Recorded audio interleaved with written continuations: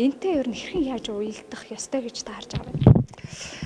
Харин тийм ер нь хөдөлмөрийн хөлсний доод хэмжээг нэмэгдүүлсэнийг хүмүүс зөвхөн л одоо хөдөлмөрийн хөлсний доод хэмжээгээр цалинжиж байгаа хүмүүсийн цалин нэмэгдэх нь байна. Гэхдээ Монгол хүн ер нь өндөр цалин авч болдгоо мүү гэх мэтчлэн одоо юу гэдэг цаад агуулгаар нь авахгүйгээр зөвхөн хөдөлмөрийн хөлсний доод хэмжээ цалин л юм шиг ойлгоод байгаа байхгүй. Тэгэхээр ууг нь бол энэ хөдөлмөрийн хөлсний доод хэмжээ дан ганц цалин хөлсний асуудал огтос биш, төрийн олон үйлчилгээ арга хэмжээнүүд уягдсан байдаг. Тэгээ наад захын жишээ 3.4 сая иргэн одоо заавал хамрагддаг эрүүл мэндийн даатгалын шимтгэл жишээлбэл хөдөлмөрийн хөлсний доод хэмжээний 2% тооцогдож байна. За сайн дурын нийгмийн даатгалын шимтгэл хөдөлмөрийн хөлсний доод хэмжээнээс одоо тооцогдож байна. Нийгмийн даатгалын шимтгэл гэхээр за сайн дурын даатгалын шимтгэл нэг талдаа, нөгөө талдаа бол албан журмын даатгал төлж байгаа хүмүүсийн төлөх одоо дээд хэмжээ гэж байгаа тийм. Тэр дээд хэмжээ нь хөдөлмөрийн хөлсний доод хэмжээг 8 дахин үржүүлснээр 5.6 сая төгрөгөөр хязгаарлагдж байгаа болвол тоест 5.6 сая төгрөгөөс дээш одоо цалин ус авч байгаа хүмүүс дээш одоо байгаа тэр хэсэгтээ нийгмийн даатгалын шимтгэл бодогддоггүй одоо ажилтны талаас. Тэгэхээр тэрнээс дээш одоо цалин авч байгаа хүмүүсийн одоо төлөх хэмжээ нийгмийн даатгалын шимтгэл нь нэмэгдэнэ гэсэн үг. За хөгжлийн бэрхшээлтэй иргэнийг уг нь бол аж ахуйн нэгж байгууллага бүр өмчийн хэлбэр үл хамааран 4% та буюу 25-д 1 хөгжлийн бэрхшээлтэй иргэнийг ажилуулах үүргийг хүлээж байгаа хөдөлмөрийн тухай хуулиар. Хэрэгцээ ажилуулаагүй болвол хөдөлмөрийн хөлсний доод хэмжээтэй тэнцвүүц төлбөрийг хөдөлмөр эрхлэлтийг дэмжих санд шилжүүлэх үүргийг хуулиараа уг нь хүлээдэг. Гэхдээ харамсалтай нь яг магадгүй энэ хууль хэрэгждэггүй учраас хүмүүс нэг хайхтар хүлээж авахгүй байгаа шиг байна. Ер нь бол одоо нийт ажиллагчдынхаа 4% нь хөгжлийн бэрхшээлтэй хүн ажилуулах үүрэгтэй. За энэ төлбөр нь бас үдийн хэмжээгээр бас нэмэгдэх нь байна. За гадаадаас ажиллах хүч авч байгаа аж ахуйн нэгж байгууллагууд мөн түншлэх хөдөлмөр эрхлэлтийг дэмжих санд одоо хөдөлмөрийн хөлсний доод хэмжээг 2 дахин нэмэгдүүлсэн дүнгээр уг нь бол төлбөр төлдөг. За одоо эдийн засгийг сэргээх энэ бодлогын хүрээнд 50% хөнгөлсөн байгаа буюу аж ахуйн нэгж байгууллагууд гадаадаас ажиллах хүч авч байгаа бол хөдөлмөрийн хөлсний доод хэмжээтэй тэнцэх одоо мөнгийг хөдөлмөр эрхлэлтийг дэмжих санд одоо төвлөрүүлдэг. За түүнээсээ эргээд дотоодын хөдөлмөр эрхлэлтийг одоо дэмжих энэ бодлогуудыг явуулдаг тийм. Тэгэхээр хөдөлмөрийн хөлсний доод хэмжээ нэмэгдүүлсэн энэ шийдвэр нь бол өөрөө зөвхөн одоо энэ доод хэмжээгээр цалинждаг хүмүүст одоо илүү цалин мөнгө өгөхөөс гадна бусад хүмүүсийн зарлах талд нь буюу санхүүгийн ачаалал тал дээр нь бас нэмэгдүүлдэг юм аа.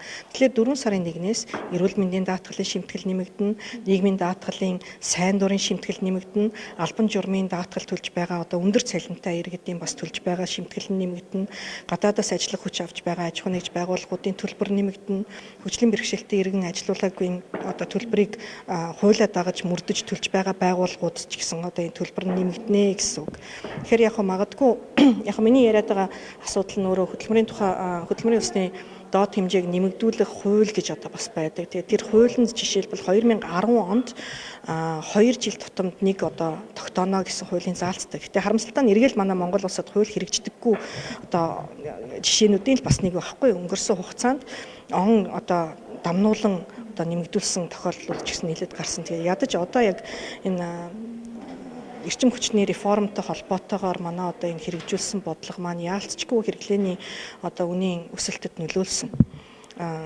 Цахилгааны мөнгө нэмэгдээд ирэхлээр чинь тэгэл цахилгаан нь хэрэгжилж байгаа аж ахуйн нэгж байгууллагууд тийм ээ айл өрхийг одоо битгийл зүгээр аж ахуйн нэгж байгууллагууд өөрийнхөө бүтээгдэхүүндээ энэ үнийн өсөлтийг шингээгээл эргээл энэ хэрэглээний үнийн индексээр одоо нэмэгдээл иргэн болгонд одоо ачаал болж ирж байгаа шүү дээ. Тэгэхээр энэ хүнд үед олон одоо энэ татвар бодлогууд нэмэгдсэнтэй холбоотой засгийн газрын тэргүүн ерөнхий сайд оюун эрдэнэ өнгөрсөн 7 хоногийн засгийн газрын хуралдаанаар за ер нь хүмүүсийн бухимдал дээд зэгтээ хүрээд байна шүү. Ер нь энэ төрийн үйлчилгээ татвар хураамжийг нэмэгдүүлээд байгаа энэ явдлаа одоо зогсоох хэрэгтэй гэдэг ийм чиглэлийг өгсөн. Тэгээ 4 сарын 1-ээс хэрэгжих энэ шийдвэрийг яг өөрчлөх боломж нь бол байгаа. Хуулийн гаргалгаа нь бол байна.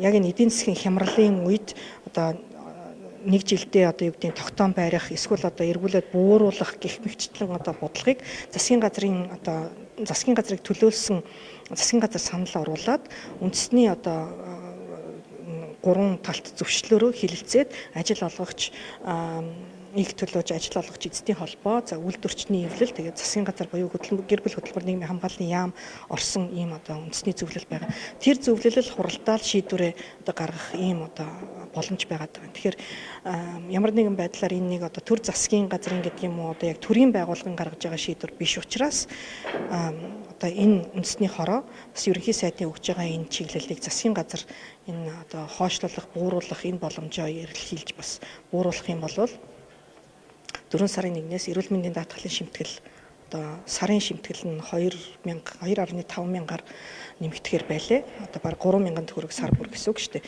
Энэ бол одоо Монгол улсын иргэн бүрт хамааралтай асуудал. Яг тэгэхээр эрүүл мэндийн даатгал чинь өөрөө заавал даатгал учраас 3.4 сая иргэн бүр эрүүл мэндийн даатгалын шимтгэлийг төлж байгаа. Тэгэхээр сар болгон 3,000 төгрөгийн нэмэлт ачаалал ирнэ гэсэн үг. Сайн дурын нийгмийн даатгалын шимтгэл төлж байгаа 170 орчим мянган хүн байгаа. Тэгэхээр эдгээр хүмүүс ч гэсэн нэг сарын 16 мянган төгрөгийн шимтгэл нэмж төлнө. Зөвхөн одоо энэ шийдвэртэй холбоотойгоор. Тэгэхээр яг ийм одоо санхүүгийн ачааллыг яг одоо хийх нь зөв үгүй юу? Зөвхөн хөдөлмөрийн улсны доод хэмжээний тухай хуулиа баримтлаад 2 жилд нэг тогтооно гэдгээрээ байгаад за тэгээд одоо яг хуу саналууд аль нэг талын санал гаргаад одоо өөрчилж болно гэдгээр явсан ч гэсэн яг одоо энэ хямралын үед ийм нийгмийн бохирдол өндөр байгаа үед яг одоо энэ хөдөлмөрийн улсны доод хэмжээг нэмэгдүүлэх нь зөв үгүй юу гэдэг асуудлыг би яриад байгаа. Тэгэхээр шийдвэрийг гаргах субъект нь бол энэ 3 талт хороо. Шууд одоо нэг талаараа хөдөлмөрийн улсны доод хэмжээг нэмэгдүүлж гэнэ гэдэг боловч нөгөө талааснаас нь татвар хурамжуудыг бас өндөр тавьж гэнэ гэсэн үг юм байна. Хөдөлмөрийн улсны доод хэмжээгээр цалинжиж байгаа төрийн албаагч нэгч байхгүй. Энэ бол цэвэр хувийн хвшил дээр ирэх ачаалал. Нийгмийн даатгалын шимтгэл төлж байгаа, албан журмын даатгал төлж байгаа иргэдийн за нэг 8-900 мянган хүн байлаа гэхэд 11 орчим хувь нь хөдөлмөрийн улсны доод хэмжээний орчим одоо цалинжиж байгаа. Тэгэхээр энэ нь ойролцоо нэг 80-аас 90 мянган хүний л асуудал. Тэгэхээр 90 мянган хүн 660 мянган төгрөгөөс 792 мянган төгрөг одоо авах ийм одоо хуулийн үйлчлэл за 100 хүрэхгүй мянган хүнд үйлчилж байгаа бол нөгөө талдаа 3.4 сая иргэний одоо эрүүл мэндийн даатгалын шимтгэлээс ахуулаад аж ахуй нэгж байгууллага болоод нийгмийн даатгалын шимтгэл, гадаад ажиллах хүчний төлбөр, хөгжлийн бэрхшээлтэй иргэн ажилуулаагүй төлбөр гэх мэтчлэн санхүүгийн ачаалал өгөх тал нь маш өндөр байгаад байгаа байхгүй. Тэгэхээр хүмүүс одоохондоо яг өөр дээрээ мэдрээгүй байгаад байгаа учраас хөдөлмөрийн улсны доод хэмжээ нэмэгдүүлсэнгүй яах вэ нэмэгдүүлнэ л үсттэй. Харин ч эсрэгээр одоо сая төгрөг байх ёстой штэ гэж яриад байгаа байхгүй. Тэгэхээр яг Монгол хүний одоо хөдөлмөрийн үнэлэмж нэг талдаа нэмэгдэх нь зөв. Гэхдээ энэ бол хөдөлмөрийн улсны доод хэмжээ гэдэг агуулгаараа биш.